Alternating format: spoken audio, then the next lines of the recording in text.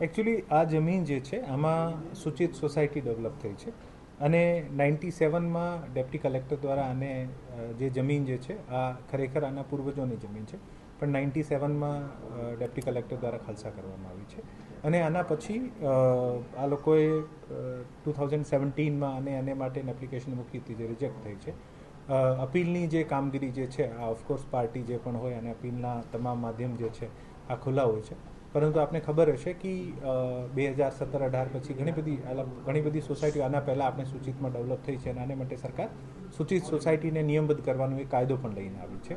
સો આ પ્રકારનું બાંધકામ છે જે આપણે આખા રાજકોટની પેરીફેરીમાં લાગુ પડે છે કે સૂચિત બાંધકામની શ્રેણીમાં આવતું હોય અને સૂચિત બાંધકામની શ્રેણીમાં તમામ રહીશો જે છે આને સરકાર અધિકાર આપે છે કે પોતપોતાના વેલિડ આધાર પુરાવા રજૂ કરીને આને આપ નિયમબદ્ધ કરાવી શકો છો. તો આ પ્રકારનું એક બાંધકામ છે જે પણ અરજદાર અથવા વચ્ચે પણ 2021 અને 24માં પણ એક શક્તિ સોસાયટી અને એક બીજી સોસાયટી દ્વારા પણ આ જ સર્વે નંબરમાં સૂચિતમાં આવેદન પણ કરવામાં આવ્યું છે. સો બેસિકલી આ ક્રાઇટેરિયા જે છે આ સૂચિતમાં આવતા હોવાથી અરજદાર જે છે આ પોતાનું એક્સરસાઇઝ કરી શકે છે અને આને જ કારણે આ બીજી જગ્યાએ જે સરકારી જગ્યા ઉપર દબાણ હોય આના કરતાં ડિફરન્ટ છે. આમાં શ્રી સરકાર થઈ ગઈ છે તો પાછી તેમના નામે થઈ શકે ખરા?